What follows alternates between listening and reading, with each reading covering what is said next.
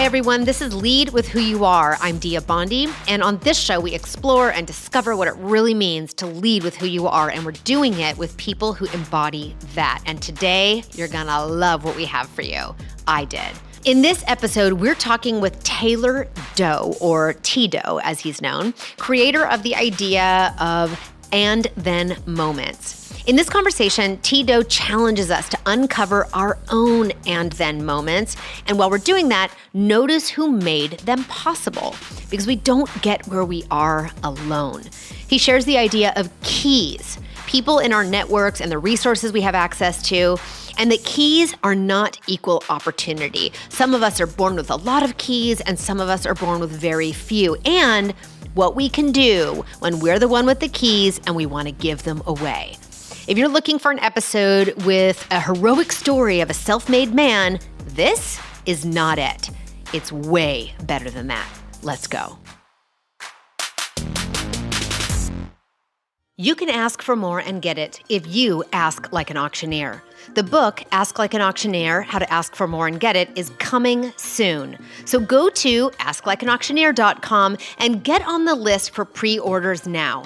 In the book, you'll learn the power of asking big, the one idea that holds us back from asking for more and getting it, and the 9 ideas I learned from the auctioneering stage that you can use as strategies to help you step into every ask with courage and conviction. Get on the pre-order list now for pre-order bonuses. Again, go to asklikeanauctioneer.com now. Hey, just a quick reminder. You can subscribe to this show on your podcast platform of choice. We're live nearly everywhere, and you can always listen to the show at diabondi.com. If there's a leader or innovator in your life who is at their shiniest when they lead with who they truly are, please share the show with them and rate, subscribe, and leave us a review. It makes a huge difference in the reach that the show has when you let everyone else know what you love about the show. Thanks so much. Since graduating from the University of Oklahoma, Taylor Doe, or T-Doe as he's known, has lived between what Martin Luther King Jr. called the two Americas. He's worked in corporate America at Sandridge Energy, founded a tech company with one of his brothers, and for the last decade has devoted himself to building relationships and community initiatives in Northeast Oklahoma City. He's done all of this while straddling 2 economic classes, which has given Taylor unique insights on how opportunity is unlocked for some and remains locked for others. Taylor, thank you so much for being here.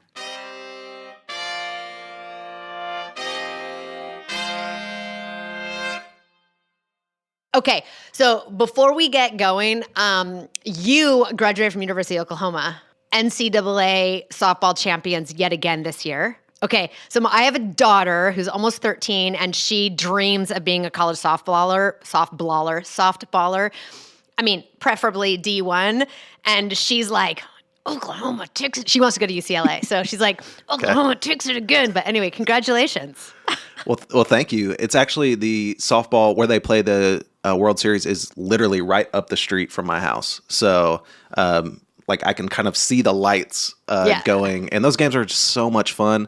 Yeah, I went to the University of Oklahoma, and I actually played women's sports at OU. What? It was not softball, it was basketball. So I played OU women's basketball. They practice against guys, a scout team, and so for 3 seasons, I practiced against the OU women's basketball team. Oh, that's so cool. I have to say, I did not grow up playing group sports. My aunt owned a ballet studio, and so I spent most of my time in a dance studio. And now as an adult, I'm sort of a solo sports queen. You know, my husband and I did some obstacle course racing, and I've always been started my career in fitness actually. But now that I'm a softball mom, it's a whole new world. It is, and I had no idea how fast softball is, and it is a growing sport. Yeah. I get emotional. I honestly get emotional watching the World Series. Like, just the hype, the energy. I mean, it's so special. And the plays. Let's be real. The plays are kind of crazy. My favorite thing is to watch all those plays over in slow motion. ESPNW does a pretty good job of reposting stuff. Yeah. I mean, these are like athletes, like in real life. It's so much fun to watch. It's so good. And I just read an article that the NCAA did, softball got more viewers than men's baseball and has been platformed by ESPN, full stadium all the time. And we know full stadium for athletes. I've done a fair bit of work in the Olympic world in my communications work, and that full stadium has an impact on athletic performance. More world records are broken in full stadium than not full stadium. So the sport is going to continue to advance the more people have their eyes on it. Yes, I love it. I'm for it. Good. I know. I stand on the sidelines at practice, and I'm like, I look at this field of, my daughter plays with an academy that has all the girls that are like 12U, 14U, 16U all practice together, or their practices overlap on the same field. And I look out of that field, and I'm like, this is our next generation of leadership in the world, is what these girls are. For sure. It's amazing. I love team sports.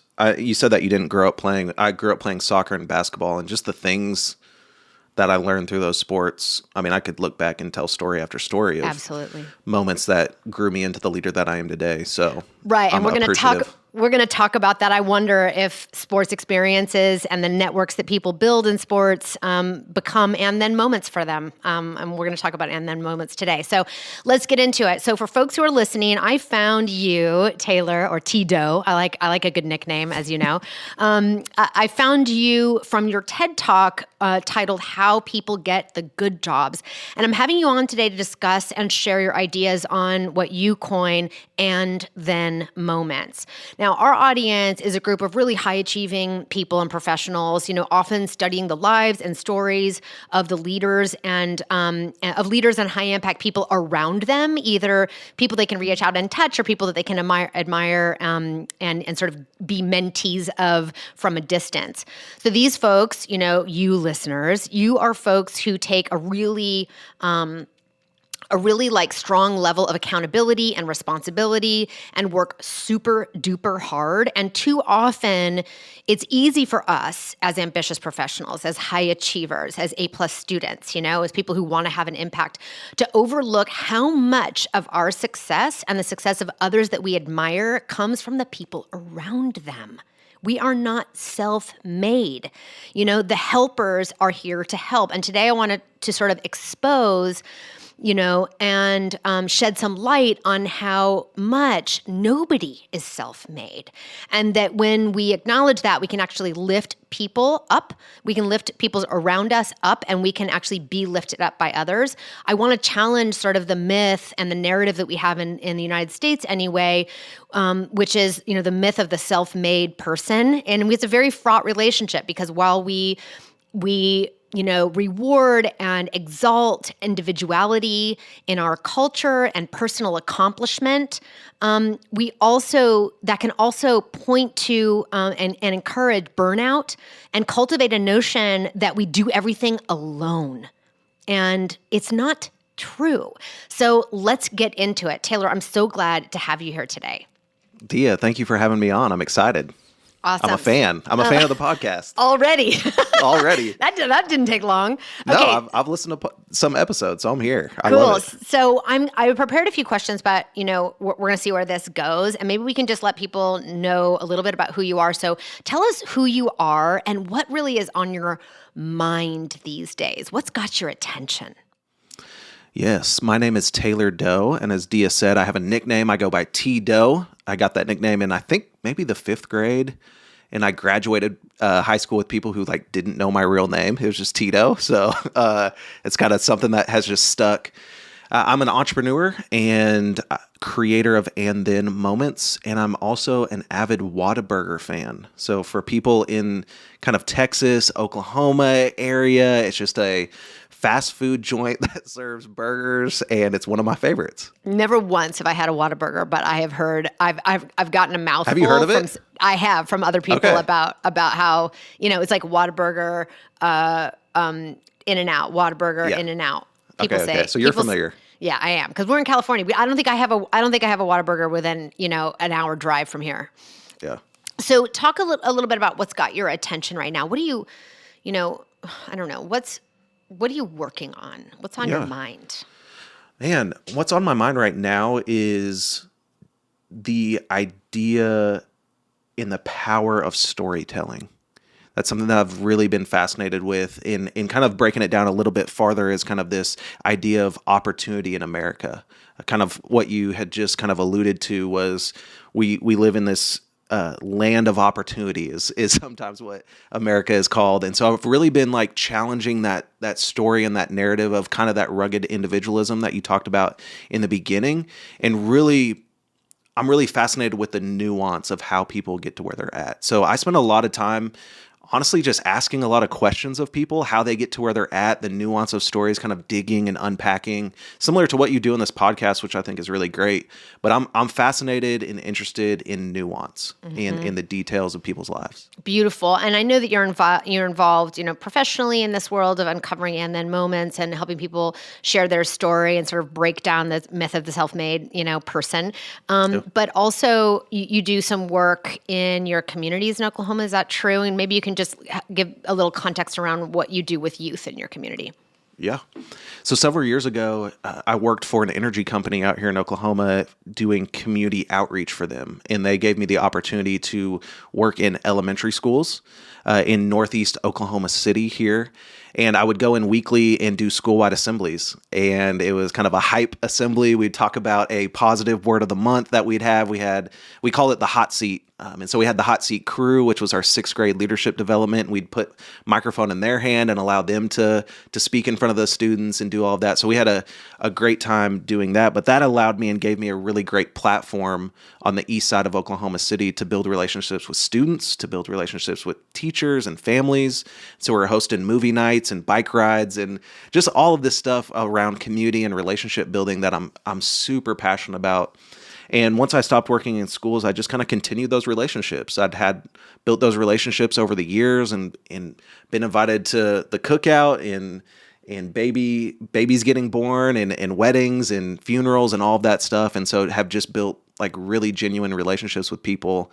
And so I've just kind of stuck around and had a chance to be able to mentor and be mentored and just want to be a good neighbor. So that's where I currently am. So help us understand what is this thing you've coined an and then moment? Yeah. So an and then moment are kind of the seemingly overlooked moments in life that actually help people succeed. And so when sharing our stories of success, we kind of typically hit the high points. I grew up in Oklahoma, and then I went to the University of Oklahoma, and then I got this good job at this energy company. But we often leave out kind of the details of people who have helped us along the way. And so in my story, I grew up in Oklahoma and then went to college. Well, I went to OU mainly because I was interested, but also because my parents could afford for me to go there. And so I leave that part out of the story. And then I say, and then I got this good job at this energy company. Well, what I leave out and what's kind of hidden behind that and then transition is that my college roommate at the time, his name was Daniel. His mom was senior vice president of HR at that energy company, and she helped unlock this opportunity, made an introduction for me to get an internship, which turned into a full-time job, and I really loved that job. But when we talk about and then moments, it's that transition word that really hides the details of how people get to where they're at. People who unlock knowledge, resources, and opportunity for us. Fantastic. I mean, it gives me chills to think about the ways in which I can talk about the and then moments that were, for example, 4 years ago, I launched this project, Ask Like an Auctioneer. It's going to be a book soon. And there were a lot of and thens that could very easily leave out like why those and thens were possible.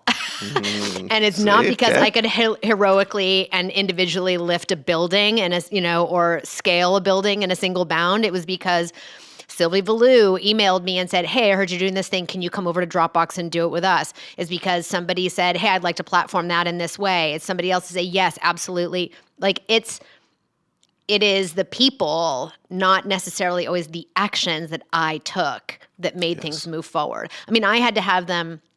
I needed to know what I was about.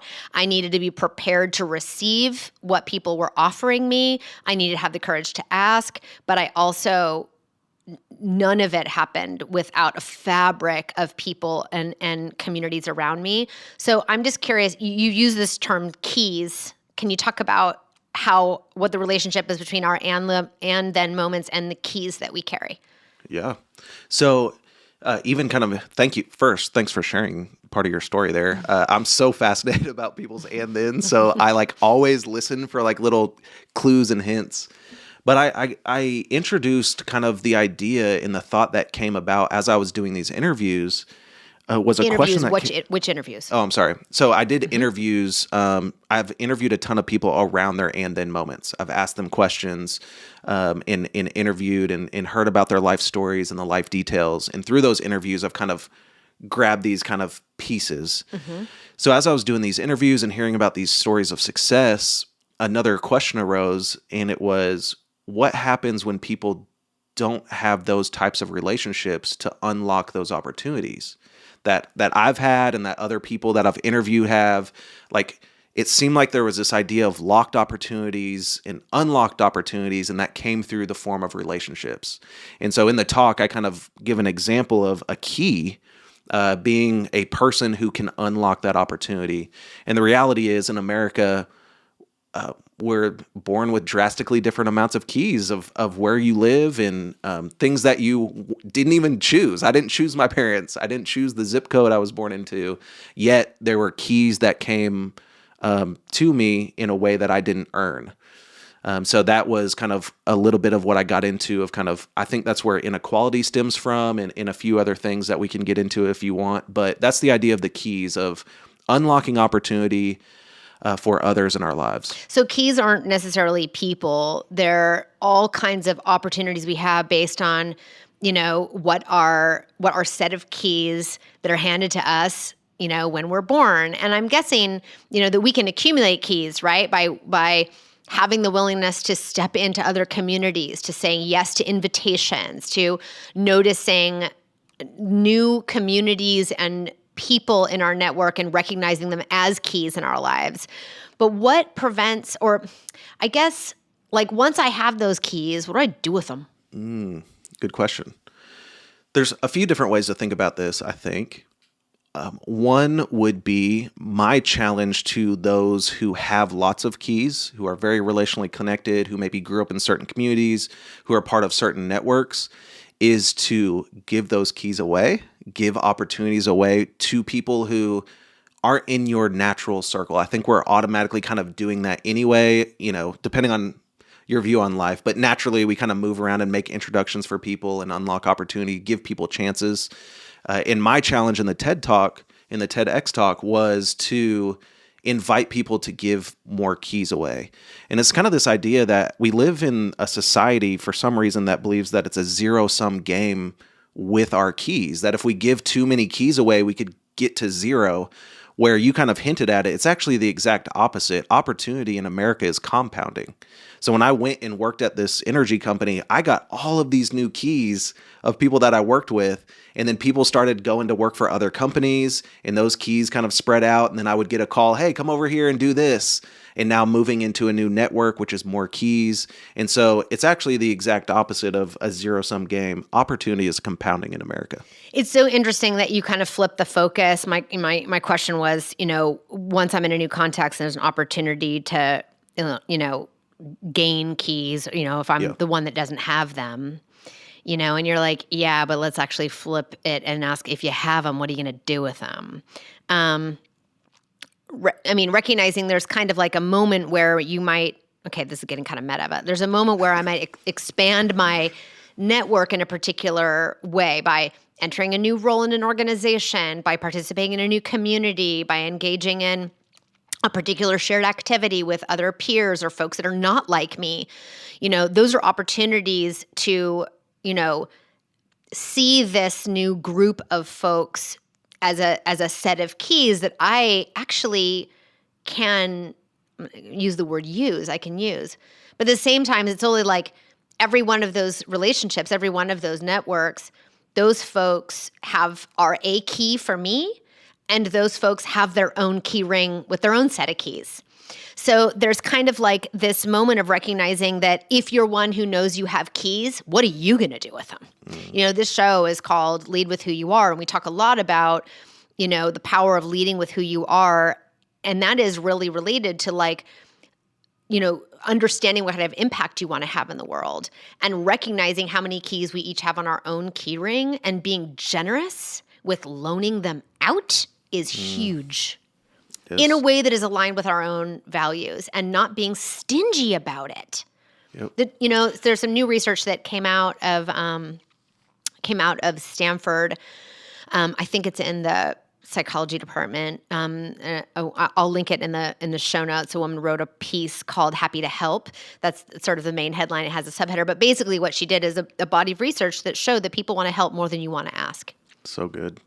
I think so. The things that are coming to mind as you say that is, since we are talking to leaders and high achievers and people who want to do good in the world, I think there's nuance, and you can only talk as you know. You've done a TEDx talk. Or did you do a TED talk or TEDx talk? TEDx, yeah. Okay. TEDx, yeah. There's so much nuance. So in the TEDx talk, you can only talk about so much. It was a 15-minute talk. So that's why I love kind of having this space to be able to kind of break it down and wrestle with some ideas. And so the idea of giving a key is one thing. So you unlock an opportunity. And then the other thing I think about as we're thinking about leadership and creating environments and cultures where people thrive is once someone has a key and steps through a door as a leader, what environment have you created within your organization for those people to foster? Or to grow and thrive, right? Because I've seen in certain organizations, even the one I was in, we gave a key to someone. We gave a few keys to some people who were coming out of the incarceration system, and that was great. And they got into the organization, and the people in our organization didn't understand the context for what we were trying to do, and it actually ended up not good at the end. Sure. So it's like there are people who are like, man, I want to give this opportunity, but don't really think through all the nuance of coaching and helping, or maybe there's a culture within your organization that people from the outside don't really understand. One example was so interesting. I'm sorry. Can I just jump in No, here go. and say, like, it's just hitting me that, when we as maybe, ambitious folks that have access to so many of our, we have a huge key ring and we have access to so many other people's key rings that we can't just loan out keys sort of irresponsibly is kind of what you're saying.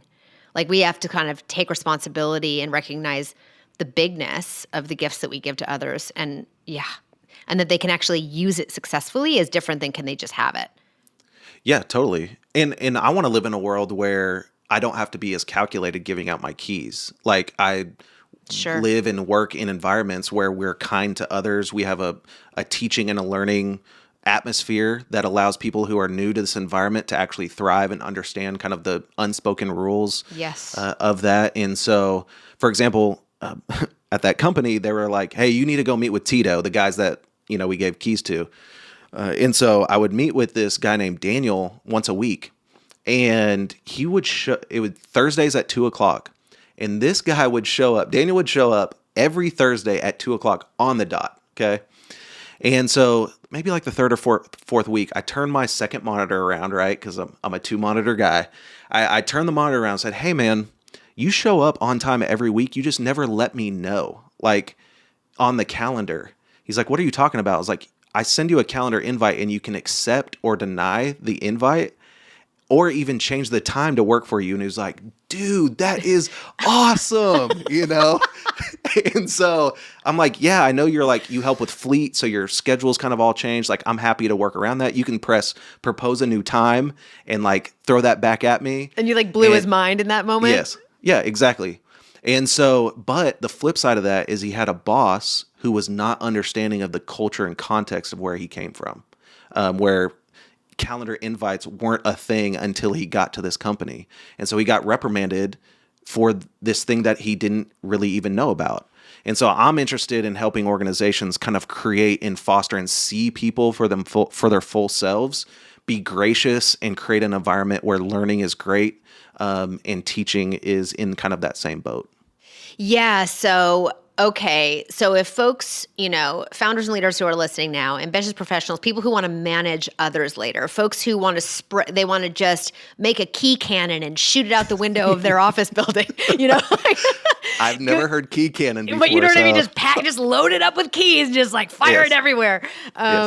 So if you're one who's like, I want to manage others to, provide opportunities for people, I so often hear recruiters say, my best part of my job is extending an offer to somebody and just changing their life, And there's that key moment, but then there's all the nuanced stuff that happens afterward. So, it's a long-term commitment, right, for us as leaders to make it possible to, for folks to continue to teach. Like you said, teaching and learning it can't just be, you have to be rewriting all the time. So as we do that, like, what are the questions as leaders we need to be asking of the people for whom we may be lending our keys?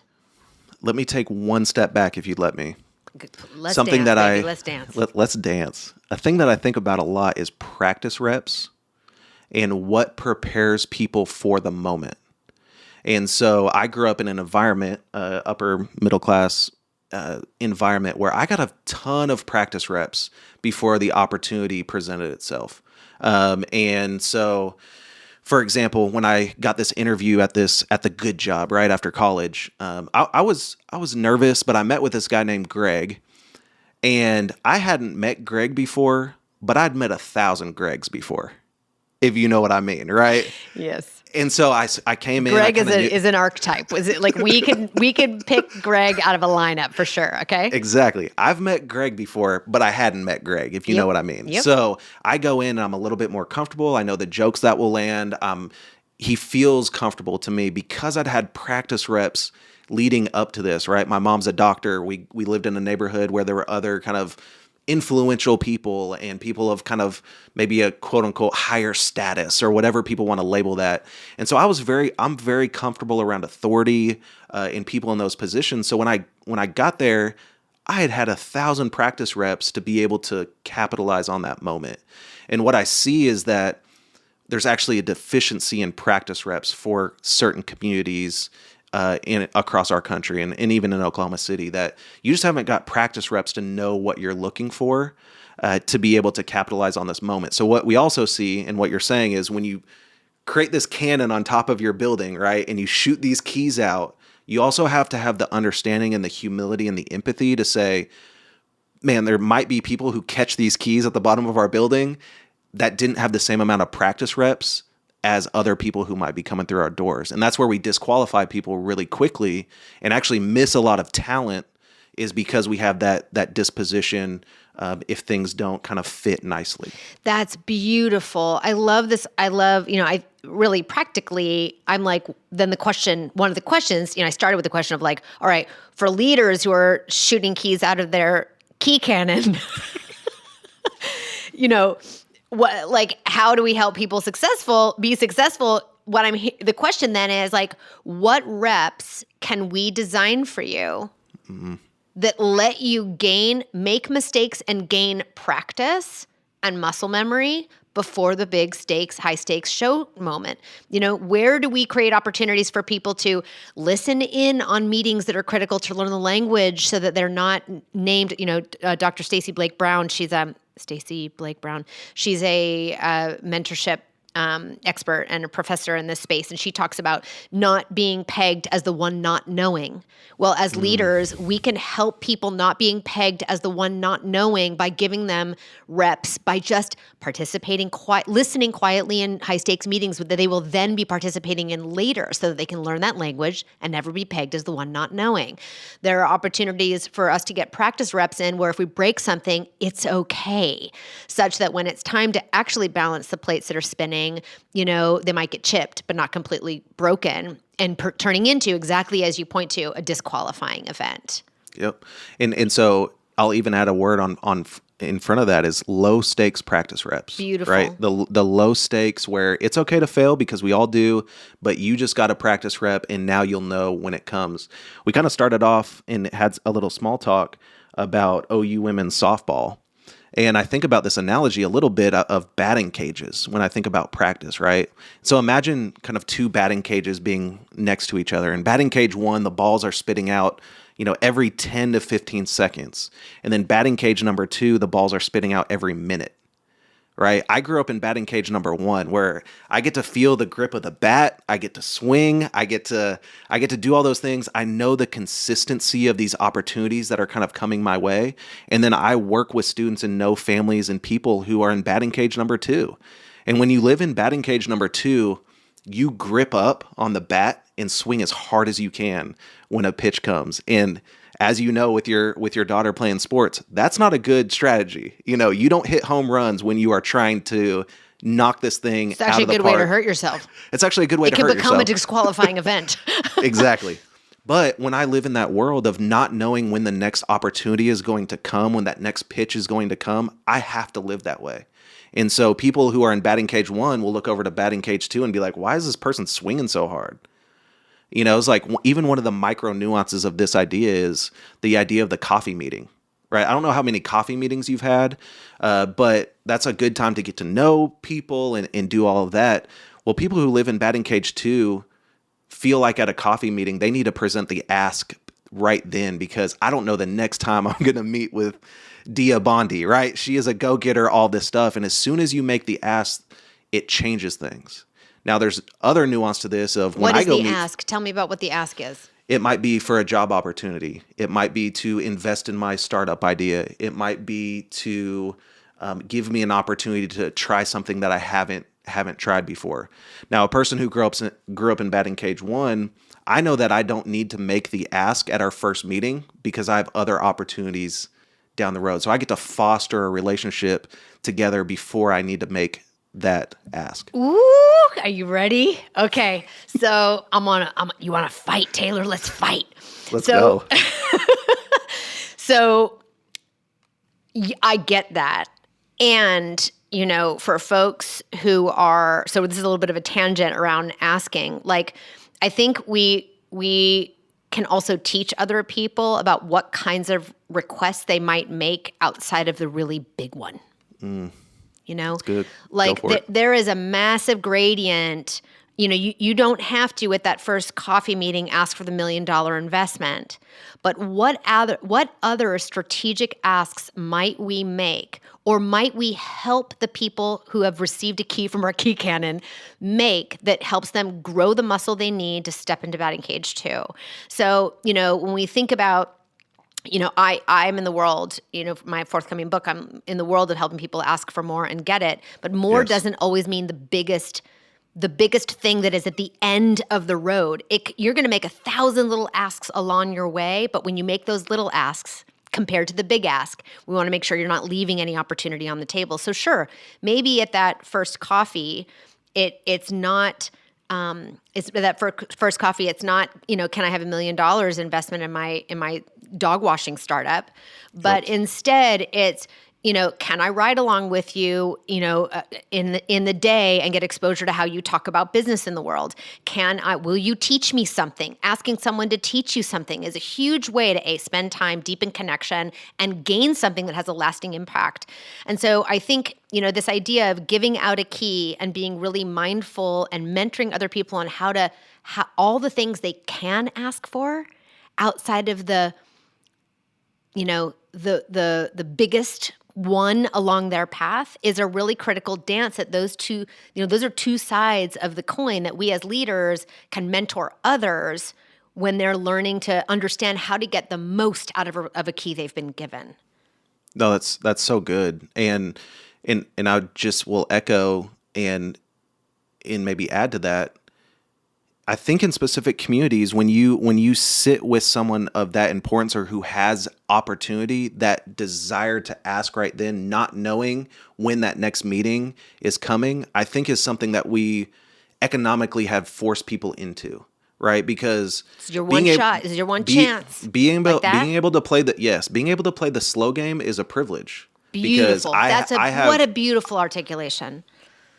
Being able to play the slow game is a privilege because you have time and space and margin to not be able to ask for the big thing or anything for an extended amount of time. So does that mean that us as leaders, as key holders, us as, key givers, we need to practice deep empathy on recognizing how much the level of relaxation that we might have access to and lack of urgency, the privileges that come with the lack of urgency, is not something that somebody across the coffee table might be experiencing, is really critical.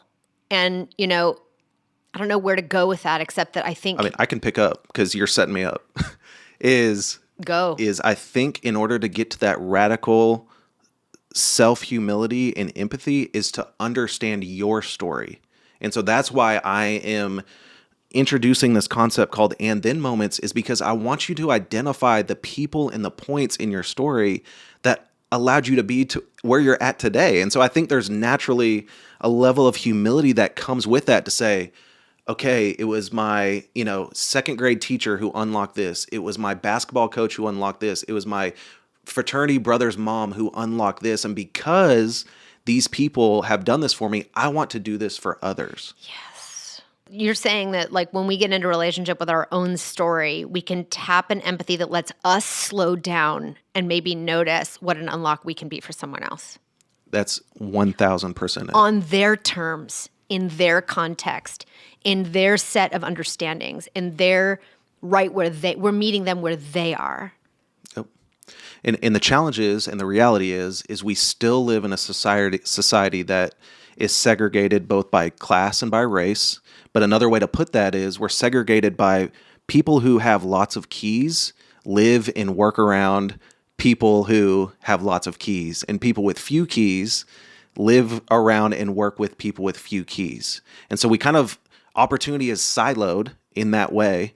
And so really what my goal in life is to bridge those silos and have that conversation and invite people into that conversation to say, just look around, you're in this bubble, you're in this ecosystem where yes, it's normal for so-and-so to make an introduction and all of this. That is not normal for other communities in our city. And if we decide to open this up, I think more people will thrive.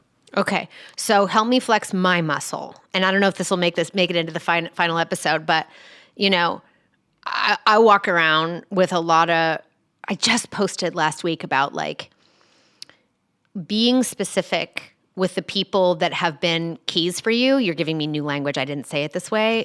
Okay. Is really, it's really important. Not just say like, thanks for your help, but to be really specific about the things that people might be giving away that were unlocks for you that seem like table stakes for them. Like feeding that. Will you, sorry, you kind of cut out. Will you rephrase that? No, that's okay. Look, I'm sorry. I do a lot of coaching. So you just dropped, for folks who are not watching, because this is an audio only podcast, you dropped your eyes, Taylor, when I was sharing that. And I was like, did that hit something for you? Oh. Just this idea that, the more we tell the people who have been unlocks for us very specifically in the way they were an unlock for us, is I think really important for them to let them know what kind of impact they've had on us, but also to be able to express gratitude in a way that feels more real and concrete. So, I'm always wanting to go, okay, that person helped me with something. They unlocked something for me. I want to say thank you, but I want to say thank you to them in a way that reflects back to them what specifically about the way that they helped me was an unlock for me. So I'm so happy if you want to coach me on my and then moments. What are the questions that you ask the leaders that you do and that you facilitate in your workshops? How do I recognize maybe the buried players in my and then moments? Yeah. Because I'm old, and I'm almost 50. There have been a lot of them. Yes. I mean, I have a lot as well. The thing that I've loved about and then moments, and as you know, I heard in one of your podcasts, you brought a group of women together and kind of pitched your idea of Ask Like an Auctioneer. I think that's really great. I've done similar, right? I've kind of thrown out and then moments and kind of get feedback. And it's been really humbling to see how fast people pick up on this. So it's really not that much convincing. Like people can put together like, okay, these were the moments that kind of helped unlock. I challenge them to take a deeper step. So there's questions even around transportation. Tell me a little bit about how you got your first car. Your access to opportunity. Let's go, Taylor. Do it help me. Do me. Okay. Me here in the front row. Me. So welcome to the And Then Moments podcast. I'm glad to have Dia on here, and thanks for joining today. It's 100%. I'm so glad to be here, Taylor. And you are like no stone needs to remain unturned. So go for it. Whatever you're curious about. Yes, thank you for being authentic about your story. I'd love to hear just a little bit about maybe one of your big successes that you'd classify as a success. What was that? And tell me a little bit about the details of it. Oh. You wanna start even way back? What was your first job? No, I got one. You got one? Okay. This let's one, go. this one's kind of bougie. Okay. And maybe it's too obvious. I don't know. I'm having I'm having and then moments anxiety. You're giving me so many so much new vocabulary around this concept. Yeah, is this the right answer? I don't know if this is the right answer. I mean, I'm not immune, to the thing I know, which is that adults don't like to be wrong. So, okay. So I would say that one of the most compelling sort of, I call it like a peak moment in my life. Okay. And I don't know, apologies folks who are listening if you've heard this story from me before, but I remember, I don't know how old I was. I was in my early 20s. And, I grew up in a small town north of the Golden Gate. And, my parents and everyone around they were all small business owners. My aunt owned a ballet school. My grandfather owned an insurance company and insured the local car dealer and the restaurants and like that in the wine country. And my dad had a construction company. And I really knew I wanted to live a life outside of, the 20-mile radius from our address. And I wanted, deeply connected experiences. I wanted adventure and I wanted to travel. And I wanted to do it on somebody else's nickel because I couldn't imagine having to wait to save up to go. I wanted to be integrated in what I was doing as part of my everyday work. Of course. And I remember the first time I went abroad for the communications work I was doing at that time. And I got to go to Hong Kong. And I remember, I flew in and I got picked up in a black car service, but that wasn't even it. I got checked in to the JW Marriott. Maybe folks who are listening have stayed there. And I remember dropping my bags off. I don't know, they magically disappeared. I got the key to my room and went up to the kabillionth floor and opened this little hotel room. And I don't remember what time of day it was, but I distinctly remember walking toward the window and like pulling the curtains back and looking out over the Hong Kong skyline. And I was like, oh my God, it's happening. And oh my God, I'm getting choked up talking about it. You're not even asking me about my person, but I'm going to share it anyway. Because actually when I started telling you this, I thought it was one person, but now in recounting the story, I'm recognizing it's actually someone else. As I remember after looking out of the skyline and going like, oh my God, I get to do this. I'm here. It's happening. I went to my laptop and I sent a gratitude email to the chair of I was an economics major, okay? And I was an international economics major. I had to do econometrics, you guys. I had to figure out what p-hat was. And now, I'm in the world of communications, which is so relational and doesn't care about math. Not one bit. Not one bit. I remember sending a note to our chair of our tiny little economics department at this sort of, middle grade university that I went to, saying, I'm here emailing you from Hong Kong, and this could not have happened without you. And he had nothing to do with getting me there directly. And at the same time, I would say he has everything to do with it. 100. In preparation. I want to ask a nuanced question. You flew to Hong Kong. What was your and then moment for understanding how an airport works? You knew how to navigate the airport. You knew how to get to a gate. You knew how to, maybe not. Maybe this was your first time to ever fly. I would say right there, that was a key I was born with. I can't name my and then moment for that. And that is a beautiful example of what you were talking about before. I grew up in that batting cage. And so those are kind of the nuances I think about of, I've been able to fly with people for the first time. And that's a good example of like where grace and empathy comes of like, what is a gate? What is a terminal? What is one of my guys one of my mentees flew for the first time at 18, and I designed this thing called T-Doe's first flight. And it has all the terminology. There's probably like 10 words there, right? Like that you're going to hear when you get to this airport, because I'm not going to be with you. I want to go on your first trip, but I can't make it. Here are the 10 words that you're going to hear, and this is what it means, right? Like, what is baggage claim? And all of these words where it's like, man, if you don't go with someone who is a coach and who has empathy and all of that, the airport can be really scary.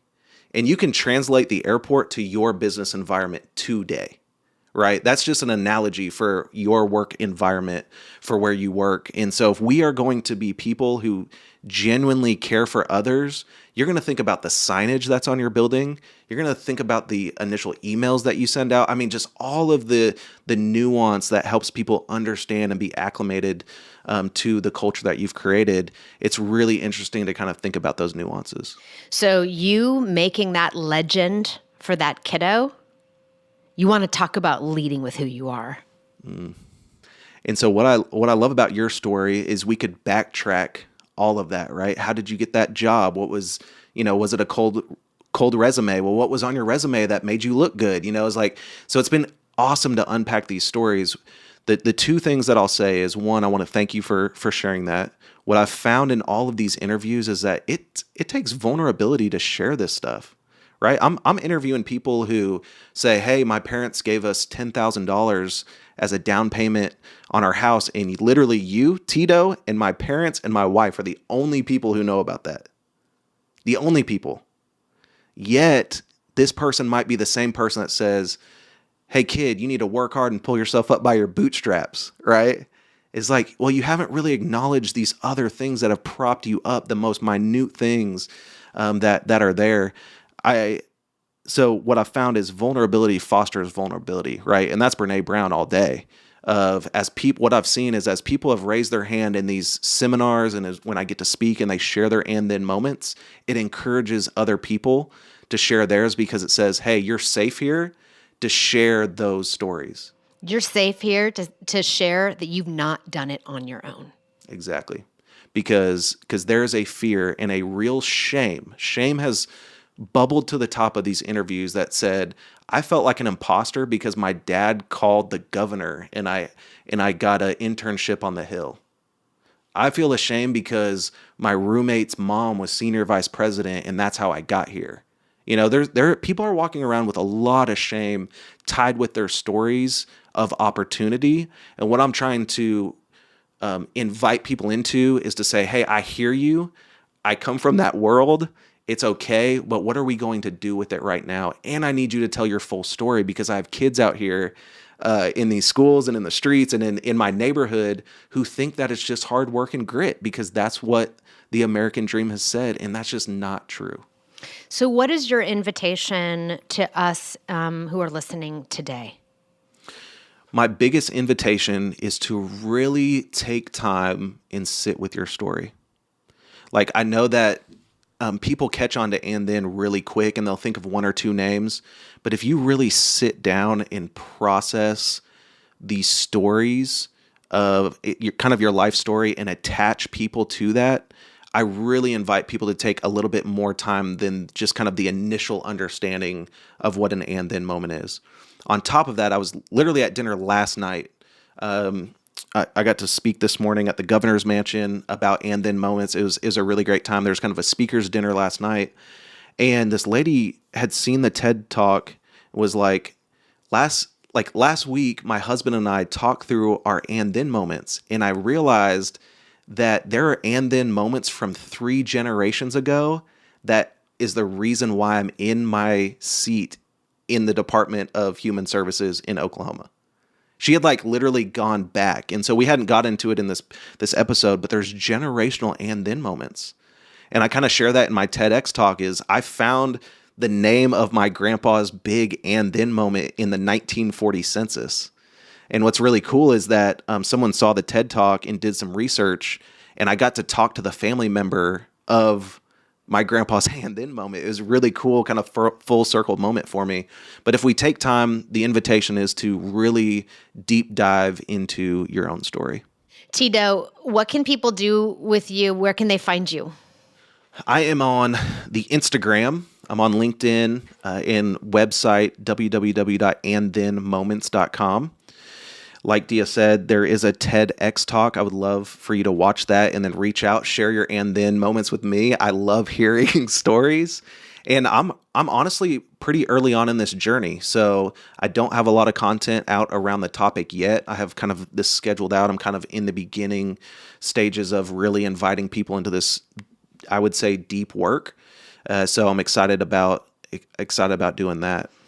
And to wrap, what does it mean for you to lead with who you are? I think it is all that we talked about today. I think it's genuinely seeing people for who they are and genuinely caring. I think people have a good, especially kids, and I've worked around students for a long time, they have a good BS meter of if you truly care or if you're just trying to use people to get more keys. People know. And so me being my true self is my authenticity and storytelling. So as I'm talking about my successes and the places that I go, I want to be truly authentic and let people know that Taylor Doe didn't do this by himself. I don't have kids yet, but they will know the names of my and then moments. They're not going to think Dad did this all by himself. They're going to know the names of these people. And so I just, once again, just want to live authentically. Taylor, thanks so much for being on Lead With Who You Are. Thank you so much. Lead With Who You Are is a production of Dia Bondi Communications and is scored, mixed, and produced by Arthur Leon Adams III. Have a question or an inquiry? Reach out to us at hello@diabondi.com. You can like, share, rate, and subscribe at Apple Podcasts, Google Podcasts, Spotify, or wherever you get your favorite shows. Go to diabondi.com for the show notes to find our tools, frameworks, content, and programs to help you and your team speak powerfully and lead with who you are.